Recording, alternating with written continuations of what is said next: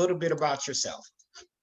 Well, my name is Nina Turner, and I am a daughter of Cleveland, born and raised here. I've served here as a Cleveland City Councilwoman. Before that, I worked for the administration of Mayor Michael R. White, but certainly served as a Cleveland City Councilwoman, served as a state senator, of which the 11th Congressional District was half of my Senate district. I was a Democratic nominee for Secretary of State in our great state in 2014. From there, I went on to be one of the leaders in the Ohio Democratic Party. From there, I led a national organization. I was on a presidential campaign twice in 2016 for Senator Bernie Sanders. And then when he decided to run again, I was with him again in 2020, playing a higher role as one of the national co-chairs of that campaign. I am a wife, a mother, and now a new grandmother. I'm on that list too, a yaya. Yeah. I care deeply about this community. I believe that elected service is a ministry and that you cannot serve that which you do not love. I have conducted myself in that way, and I see the opportunity to be able to run for this seat as an extension of that work. That there is an obligation, especially now because of the pandemic. It's always been there, but especially now under this pandemic, to lift up the poor, the working poor, and the barely middle class, and to use our collective power to do just that. And with the United States being a hegemon nation, there is no reason why we can't help the people who were hardest hit, both individuals and also small businesses that have been hit in this pandemic. All righty. What quantifiable work have you done inside the 11th Congressional District in the past 6 years as it relates to legislative policy? Well, I was not elected, but I have, one of the last things that I was able to do before I left the legislature, which I hold in very high regard, is my work with Governor Kasich on community and police relations. We know that we had a lot swirling around between what happened to John Crawford III outside of Dayton, shot in a Walmart. Many of you may remember that, to the couple that was driving down the street in Cleveland and was shot, their car 137 times, the Brelo case, to young Tamir Rice being shot on the playground. And that was in 2014. And I remember calling the governor. I had a year and a half left on my term. And I said, Governor, we got to do something. We cannot let this stand like this. People are hurting and they're going to express that hurt. And it's our obligation to use our power. The governor called me in and he listened to what I had to say. And because of my due diligence, and I called him as a Black mama, not as a state senator, he created a task force. And that task force, he made yours truly the national co-chair. So I traveled the state in 2015. And for the first time in Ohio's history, we have standards for policing. Now, that doesn't solve all of the problems, but that is just one example of the type of leader that I am. I can work with anybody on justice, that I am willing to work with moderates, progressives, or conservatives when it comes to standing up and doing the right thing. And that I didn't let the fact that Governor John Kasich was a Republican and I, a Democrat, stop me from seeing a need and answering that need. And I'm very, very proud of that work. For Cuyahoga County reform, I stood up, was one of the only Black leaders to stand up and take the brunt of from both the Democratic Party and also some Black leadership at the time. And so now we have a county government that is certainly more accountable, but also bigger than that, we have a county structure where more African Americans can run and actually win those seats. So I am a courageous type of leader. I will take those risks. I will stand up for what I think is just right and good, no matter who is for or who is against. All righty. In Washington, what committees would you like to be on and how would they help the 11th Congressional District? Definitely for now, education and labor. I am an educator. I was a tenured professor at Cuyahoga Community College, and I really enjoyed being in the classroom, being able to help students from all walks of life learn. And I still believe wholeheartedly, as African-American people have believed for generations, that education is the key. It certainly is not the only key, but it is a major key, especially in the 21st century. And then for the labor part, I want to make sure that we increase the minimum wage. I've been working towards that effort for the last 5 years, albeit as a formerly elected person, but I've been on the battlefield for that. there is no way that people can continue to survive on $7.25. It's been that way in this country for the last 12 years. Meanwhile, on the other side of the ledger, the ultra wealthy have seen no decline in their money. Wages have not kept up with productivity. Had they, we would be at $25, closer to $25 than $15. So $15 an hour is the floor, is certainly not the ceiling. Canceling student debt, got to do it. Black people hold an inordinate amount of student debt. This would help all people with student debt, but particularly the African-American community, and Black women hold the largest amount of student debt. I want to definitely be on the committee that deals with infrastructure. To me, it is important that not only the Green New Deal, but we have to rebuild our roads and bridges, and at the same time, put people back to work. And then in dealing with racism and injustice, I care very much about that. I served on the Judiciary Committee as an Ohio State Senator, and I would like to do that again. Alrighty. What is your current relationship with the Biden-Harris administration? I don't necessarily have a relationship with the Biden-Harris administration. What I will say to that is that I look forward to working with that administration to do good things for this district and also for the country. All right. What are some of the examples of how you have worked across party lines to help with racial equity inside the 11th Congressional? Certainly my work on the task force, on the Community Police Relations Task Force, doing that work, and then also the collaborative. Not only did I work to make that happen, but Governor Kasich also appointed me as a co-chair of that, along side by side with his director of safety at the time. It was John Bourne. And so I continued that work well in, past 2015 into 2016. All right. What is your plan for improvements to our current criminal justice system in the 11th Congressional District?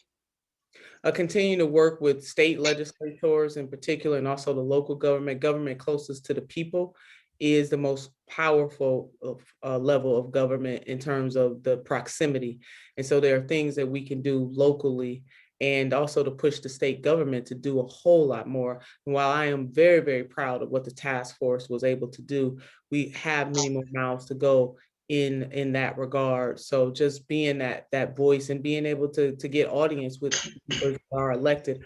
I want to pull together our delegation on a regular basis. I do believe that the delegation from the great state of Ohio, that we should come together, and especially the Northeast Ohio delegation, to talk about the challenges of our respective districts and how we can work together. And that's, Senator Sherrod Brown, that's Congressman Tim Ryan may or may not, continue to run, but just Congresswoman Marcy Kaptur, but just to bring together the delegation of Northeast Ohio so we can plan together and move as a unit in terms of lifting our respective districts. And when you lift one district, you're really lifting all districts.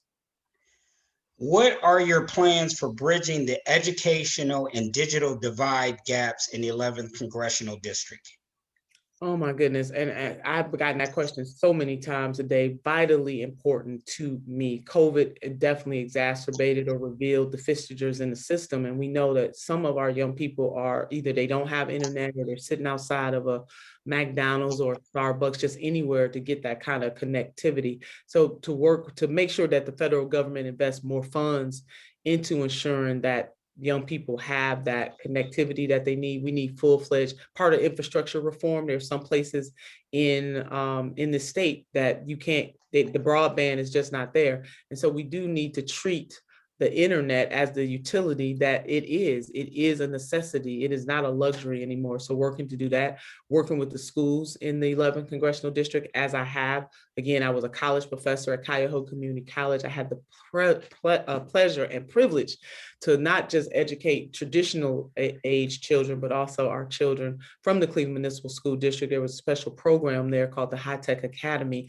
And I took on those classes by choice every time because I wanted to teach our children not only history, but I wanted to be that mothering figure in the classroom to help our children know that it is important to know from whence they came. Knowing from whence they came, as James Baldwin once said, definitely will help them understand where they are going to go. So it's a partnership, not just on the federal level, the state level, and the local level, but also leveraging relationships with businesses, trying to get businesses to adopt some of our schools so that they can have some of those extra things that they need. But we certainly have to address what COVID has done to hinder the learning process, because a lot of children their parents just can't afford to give them the software and the hardware that they need at home right now. And it's devastating because they are losing ground.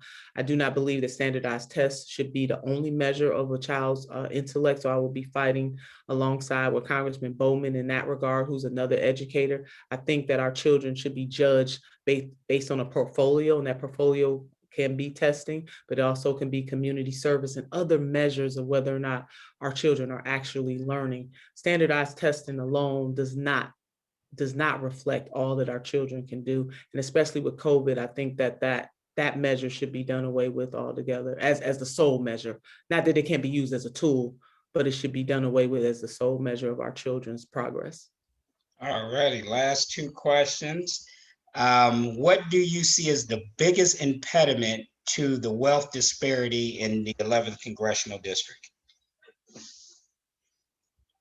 During the Great Recession, and our community has not recovered, and by extension, probably a lot of middle class communities, but our community, Black community, has not recovered from the Great Recession. We lost almost 50% of our wealth was lost in the Great Recession because that wealth is tied into our homes. And we got to regain that ground. I just read an article the other day that even on appraisal, still in the 21st century, we don't even have to go back too far, 21st century, that as Black homes are appraised, or if a Black couple or Black person is asking for an appraisal on their home, the article pointed out that sometimes that our appraisals can be up to 40% less, or $40,000 less than the appraisal that they may give to one of our white sisters and brothers. So structural racism is still very much alive and well, and we have to deal with it. We need real truth and reconciliation in the United States of America. I know some people don't want to deal with the fact that structural racism is real, but it is real. And to figure out ways to ameliorate that challenge in all of its forms: social, political, economic, and environmental. It has to be done. And I do believe in reparations. This country does owe the descendants of slaves. How that happens, whether it's direct payment, whether it's making colleges and public colleges and universities free, there are a menu of things that this country has to atone for in a way that lifts the African American community, and that has to be done. All right, last question. What are the priorities of the Biden-Harris administration for the 11th Congressional District? Well, I don't know if they set out priorities particularly for the 11th Congressional District, but I will say, although the $1.9 trillion COVID relief package is not all that I would want it to be, the $15 an hour minimum wage is not in that, and I'm going to continue to fight along with some other sisters and brothers for that.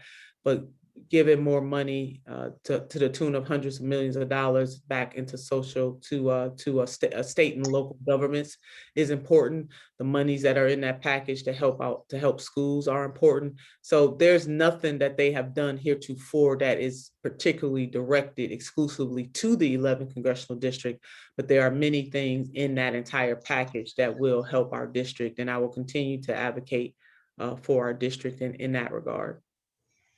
All righty, Senator. Well, your campaign manager will be pleased. she gave me an edict to get you out of here by 8:20, and we so appreciate you participating, and thank you so much. And then, God willing, we will be back in touch with you very soon. Well, I appreciate you all too, and I appreciate this opportunity. And I just want you to know I've been a strong public servant in this area. I will continue to do so, whether I was actively elected or not. And that I do believe that the mission that I've been on for the last 5 to 6 years, carrying this district everywhere that I've ever went, that I will be able, unlike any other person in this race, to leverage those relationships that I've built across this country in service to the residents and the businesses too, the business community and the residential community of the 11th Congressional District. I do subscribe to the whole notion that power should be used to the benefit of people, and that when I am so blessed to hold that power, that it is the people's power, it is not my power, and that I will be continue to be that type of public servant that you all can be proud of, and we'll leverage that power on behalf of our residents and by extension, the great state of Ohio, because we truly are all in this together. So thank you so much for spending a portion of your Friday with me, and I look forward to being in dialogue with you again real soon. Thank you. Thank you, Senator. Have a good night, everyone.